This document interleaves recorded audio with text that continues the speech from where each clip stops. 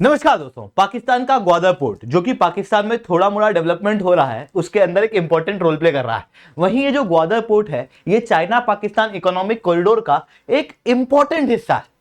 ये ग्वादर पोर्ट बनाया गया था पाकिस्तान के अंदर भारत को काउंटर करने के लिए, क्योंकि 1971 का जब युद्ध हुआ तो उस समय पर भारत ने कराची के पोर्ट को पूरी तरीके से ध्वस्त कर दिया, जिसके बाद पाकिस्तान के पास में कोई वो पोर्ट था ही नहीं जहां से वो अपने जहाज वगैरह को लॉन्च कर सके। ऐसी कंडीशन में उनको आवश्यकता लग रही थी कि एक और पोर्ट होना चाहिए, जिसके बाद ग्वादर पोर्ट को डेवलप करने का सोचा गया। इसकी परियोजनाएं 1960 से बनाई गई थी, हालांकि पाकिस्तान के पास में फंड वगैरह ना होने के कारण 2010 तक भी ये पोर्ट जो है वो नहीं बन पाया था। बट अभी चाइना की मदद से इस पोर्ट को डेवलप किया जा रहा है, जो भारत की सिक्योरिटी के ऊपर एक बड़ा थ्रेट बना हुआ है। पर ये जो ग्वादर पोर्ट था ये शुरुआत से पाकिस्तान का भाग नहीं था। 1950s के समय पर यह ग्वादर पोर्ट ओमान का भाग हुआ करता था और ओमान ने 1958 के अंदर इसी ग्वादर पोर्ट को पाकिस्तान को बेचा था। तो फिर बात आती है, कुछ डिप्लोमेट ये बात बताते भी हैं कि ओमान ने क्या पहले भारत को इस ग्वादर पोर्ट को ऑफर किया था? अगर हां, तो फिर भारत ने क्यों मना किया?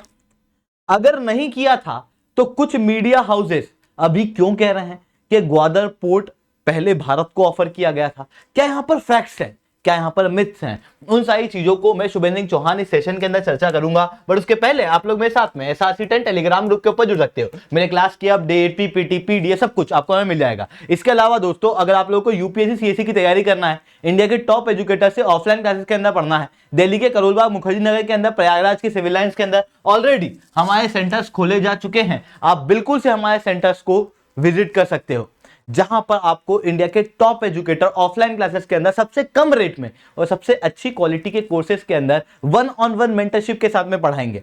अगर आप 2024-25 की तैयारी कर रहे हो या 25-26 की तैयारी कर रहे हो तो आपके लिए फाउंडेशनल कोर्स है। 2024 की तैयारी करने वालों के लिए प्रीलिम्स के कैप्सूल कोर्स है, मेंस गाइडेंस प्रोग्राम है, ऑप्शनल के कोर्स है, सीसेट का क्रैश कोर्स है, आप उसके अंदर एनरोल कर सकते हो।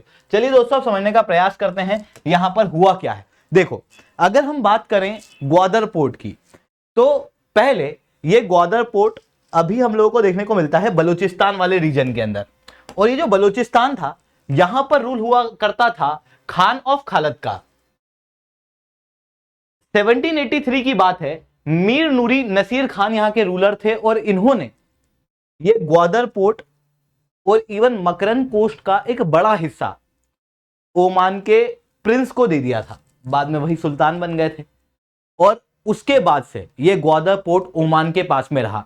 उसके बाद इस रीजन के अंदर अंग्रेज आ गए। हालांकि अंग्रेजों के आने के बाद भी खलात के खान को यहां पर से नहीं हटाया गया और उनका रूल जो है वो कंटिन्यू रहा। ऐसी कंडीशन में ब्रिटिशर्स ने भी बार बार कोशिश की थी कि ग्वादर पोर्ट जो है वो हमारे पास आ जाए, पर ओमान ने कभी इस पोर्ट को रिटर्न किया नहीं। अब इस पोर्ट का एडमिनिस्ट्रेशन जो है वो केवल ब्रिटिश के हाथ में था। मतलब ब्रिटिश जो है इसका एडमिनिस्ट्रेशन करते थे, पर ओन था ये ओमान के पास। ऐसा क्यों था? क्योंकि आप इस ग्वादर पोर्ट को देखो, ये यहां पर देखने को मिल रहा है, यहां है ओमान। ओमान के लिए बहुत मुश्किल है कि वो यहां पर ग्वादर पोर्ट को मैनेज कर सके, फूड वगैरह बाकी सारी चीजों को सप्लाई कर सके। ऐसी कंडीशन में एडमिनिस्ट्रेशन के लिए उसे ब्रिटिश की आवश्यकता थी, पर वो इस पोर्ट को बेचना नहीं चाहता था, देना नहीं चाहता था। क्यों? क्योंकि ये पोर्ट बहुत ज्यादा इंपॉर्टेंट था ओमान के लिए, क्योंकि इस पोर्ट के जरिए ओमान जो है वो गल्फ ऑफ ओमान के ऊपर कंट्रोल कर सकता था। इस कारण से ओमान ने उस समय पर इस पोर्ट को रिटर्न करने की नहीं सोची। 1895 से 1904 के बीच में खान ऑफ खालद और गवर्नमेंट ऑफ इंडिया, जो समय पे ब्रिटेन की गवर्नमेंट हुआ करती थी, उन्होंने काफी बार प्रयास किया इस पोर्ट को ट्रांसफर कराने का। फिर होता यह है कि 1947 के अंदर पाकिस्तान भी आजाद होता है, साथ में भारत भी आजाद होता है। पाकिस्तान 1948 के अंदर बलूचिस्तान के ऊपर अटैक कर देता है और बलूचिस्तान को फोर्सफुली एनेक्स कर लेता है। जब फोर्सफुली बलूचिस्तान को एनेक्स किया जाता है 1948 के अंदर, तो उसके बाद में बलूचिस्तान की पूरी प्रोविंस पाकिस्तान में जाती है, पर वो वाला क्षेत्र नहीं जो ओमान के पास था। यानी कि जो ओमान के पास मकरन कोस्ट के ऊपर ग्वादर पोर्ट था, वो अभी भी ओमान के पास ही कंटिन्यू था। मतलब लगभग 200 साल तक ये ग्वादर पोर्ट ओमान के पास में रहा।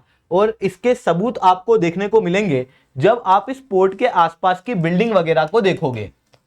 यहां पर पेशुकन और शुरबंदर जो है और आसपास के जो विलेजेस हैं वो ओमान के ही आर्किटेक्चर के स्टाइल में बने हुए हैं। वहीं शाही बाजार के अंदर भी कई सारी बिल्डिंग आपको ऐसी देखने को मिलेगी जो क्लियरली दर्शाती है कि उस समय पर ये रीजन जो है वो ओमान के हाथ में था। अब जब थोड़ी सी जियोपॉलिटी चेंज हो रही थी उसके बाद में ओमान को भी लग रहा था कि यार इस पोर्ट को मेंटेन करना बहुत मुश्किल है। ब्रिटेन भी इस रीजन से जा चुके थे। ऐसी कंडीशन में ओमान चाहता था कि क्यों ना एक काम करे, इस पोर्ट को दे दे किसी को। अब उस समय पर ओमान के भारत के साथ में शुरुआत से अच्छे रिलेशन रहे हैं। जैसे ओमान के जो सुल्तान कबूज है वो भारत के अंदर पढ़ाई करने आए एक समय पे। ये दर्शाता है कि ओमान और भारत का रिलेशन काफी अच्छा हुआ करता था बहुत पहले से। ऐसी कंडीशन में कुछ डिप्लोमेट्स का कहना यह है कि ये जो पोर्ट था, जैसे परमित पाल चौधरी और ब्रिगेडियर गुरमीत कंवल, इन दोनों का कहना यह है कि वर्बली ओमान ने भारत के प्रधानमंत्री, तत्कालीन प्रधानमंत्री पंडित जवाहरलाल नेहरू को ग्वादर पोर्ट ऑफर किया था। हालांकि इसके कोई भी रिटर्न सोर्सेस हम लोगों को देखने को नहीं मिलते। रिटर्न सोर्सेस के अंदर अगर हम लोग देखें या फिर पब्लिक सोर्सेस के अंदर हम लोग देखें तो डी क्लासिफाइड ब्रिटिश के डॉक्यूमेंट ये बताते हैं कि भारत का इंटरेस्ट ग्वादर पोर्ट पे था। खास रूप से भारत के अंदर जैन कम्युनिटी काफी ज्यादा इंटरेस्टेड थी ग्वादर पोर्ट को लेके। इवन 1958 के अंदर ये ग्वादर पोर्ट पाकिस्तान ओमान से ले लेता है और उस समय पर पाकिस्तान के अंदर तत्कालीन प्रधानमंत्री होते हैं मलिक फिरोज खान नून, और ये अनाउंस करते हैं कि ओमान की सुल्तान ने पाकिस्तान को ग्वादर पोर्ट दे दिया है, जिसके बाद इस चीज का जश्न पाकिस्तान के अंदर बनाया जाता है। यह जश्न चलता है लगभग 2 हफ्ते तक, और 2 हफ्ते बाद टाइम्स, एक इंपॉर्टेंट न्यूज़पेपर, ये एक आर्टिकल लिखता है, ये एक रिपोर्ट तैयार करता है, जिस रिपोर्ट के अंदर ये बताया जाता है कि ओमान ने पाकिस्तान को फ्री में ये पोर्ट नहीं दिया है, बल्कि इस पोर्ट के लिए पाकिस्तान ने 4 करोड़ 20 लाख रुपए दिए हैं। उस समय पर पाकिस्तान की one of the lowest GDP चल रही थी, पाकिस्तान की इकोनॉमी चरमरा रही थी। उस समय पर पाकिस्तान के अंदर कई सारी दिक्कतें देखने को मिल रही थी। ऐसी कंडीशन में लोगों का कहना यह था कि भुखमरी से हम लोग जूझ रहे हैं, वहीं सरकार जो है वो इतना महंगा पोर्ट खरीद रही है, जिसके बाद में कई सारे प्रोटेस्ट वगैरह शुरू हो जाते हैं पाकिस्तान के अंदर, और 2 हफ्ते तक पाकिस्तान की सरकार कुछ नहीं कहती। उसके बाद पंजाब के गवर्नर नवाब मुजफ्फर एक रेडियो के अंदर कहते हैं, जिसकी ऑडियो अभी भी लोगों के सामने है।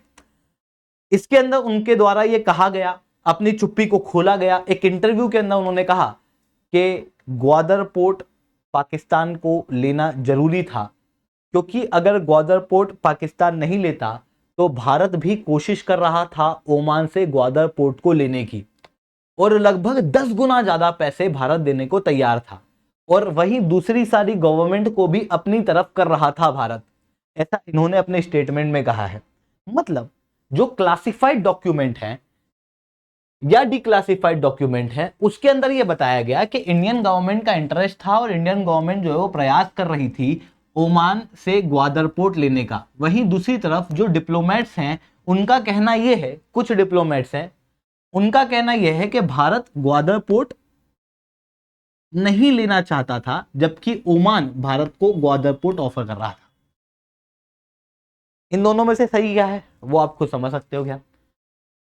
अब यहां पर एक और बात यह भी आती है कि अगर भारत को ओमान ग्वादर पोर्ट ऑफर कर रहा था तो भारत ने ये ग्वादर पोर्ट क्यों नहीं लिया, तो उसके ऊपर बात करते हैं। एक्चुअल में भारत ने अगर ग्वादर पोर्ट नहीं लिया तो ये डिसीजन केवल पंडित जवाहरलाल नेहरू का नहीं था, या फिर केवल उनको ब्लेम करने से कुछ नहीं होगा, क्योंकि प्राइम मिनिस्टर जो डिसीजन लेता है उसके पीछे एक पूरी ब्यूरोक्रेसी होती है, जिसके रिकमेंडेशन के आधार पर डिसीजन लिए जाते हैं। तो उस समय के फॉरेन सेक्रेटरी तबीमल दत्त और इंटेलिजेंस ब्यूरो के चीफ बीएन मलिक ने रिकमेंडेशन दिया था कि हम लोग को ग्वादर पोर्ट नहीं लेना चाहिए, हम लोग को ग्वादर पोर्ट के ऊपर ज्यादा फोकस नहीं करना चाहिए। ऐसा क्यों? क्योंकि आप ग्वादर पोर्ट अगर पाकिस्तान के हाथ में चला भी गया तो उसे आज की कंडीशन से देख रहे हो, पर 1958 की कंडीशन की बात करें तो उस समय पे ग्वादर पोर्ट कोई पोर्ट था ही नहीं, ये एक डेवलप रीजन था ही नहीं, ये केवल एक हेमर्ड से शेप टेरिटरी हुआ करती थी जहां पर कोई भी डेवलपमेंट नहीं था। और अगर इस पोर्ट को भारत लेता तो फिर इस पोर्ट के अंदर सामान वगैरह सप्लाई करना, भोजन वगैरह सप्लाई करना, ऑफिशियल्स को सप्लाई करना काफी मुश्किल केस था, क्योंकि ये पाकिस्तान के एकदम कोने वाला क्षेत्र है और भारत से दूर एक इनक्लेव हो जाता। वहीं इस रीजन को यानी कि इस ग्वादर पोर्ट के लिए करोड़ों रुपए देने के बाद में ग्वादर पोर्ट को अगर भारत ले लेता तो भी उसको डिफेंड कर पाना काफी मुश्किल होता है, क्योंकि इसके बाद की वॉर्स में पाकिस्तान बिल्कुल से इस रीजन के ऊपर अटैक कर सकता था। तो इस कारण से ग्वादर पोर्ट जो है वो उस समय पर नहीं लिया गया, ऐसा उस समय के फॉरेन सेक्रेटरी सबीमल दत्त और बीएन मलिक का कहना है। वहीं इस ग्वादर पोर्ट को न लेने से कुछ समस्याएं भी हैं। अगर भारत ग्वादर पोर्ट ले लेता तो ऐसी कंडीशन में इस ग्वादर पोर्ट को डेवलप पाकिस्तान 1950s के समय पे करना चाहता था। 1956 के अंदर मकरन कोस्ट को डेवलप करने की बात की गई थी और ग्वादर पोर्ट को ओमान से खरीदने की बात एक प्लान के अंदर की गई थी। ऐसी कंडीशन में ग्वादर पोर्ट पाकिस्तान के डेवलपमेंट पॉइंट ऑफ व्यू से बहुत ज्यादा इंपॉर्टेंट था। तो भविष्य में जब जम्मू कश्मीर वगैरह के नेगोशिएशन होते तो उस समय पे ग्वादर पोर्ट्स के जरिए हम लोग नेगोशिएशन कर सकते थे, ऐसा कुछ एक्सपर्ट्स का मानना है। तो ये सारी चीजें हम लोगों को देखने को मिलती हैं। ये क्लासिफाइड डिक्लासिफाइड डॉक्यूमेंट और जो गवर्नमेंट ऑफिशियल्स के स्टेटमेंट है उनके जरिए मैंने आपको बताया कि पूरा इशू क्या था। आई होप आप लोगों को ये सारी बातें समझ में आई होंगी। लेक्चर अच्छा लगा तो लाइक करना, लेक्चर बहुत अच्छा लगा तो नीचे सैटरडे कमेंट करना। अगर आप लोगों को यूपीएससी सीएससी की तैयारी करना, इंडिया के टॉप एजुकेटर से ऑफलाइन क्लासेस के अंदर पढ़ना है तो दिल्ली के करोलबाग मुखर्जी नगर के अंदर, प्रयागराज के सिविल लाइन्स के अंदर ऑलरेडी हमारे सेंटर्स खोले जा चुके हैं। आप बिल्कुल से हमारे सेंटर्स को विजिट कर सकते हो। अगर आपको हमारा सेंटर देखना है तो इस वीडियो को एंड तक देखना ताकि आपको पूरी जानकारी जो है वो प्राप्त हो सके किस तरीके की सर्विस हमारे सेंटर पे मिल रही है।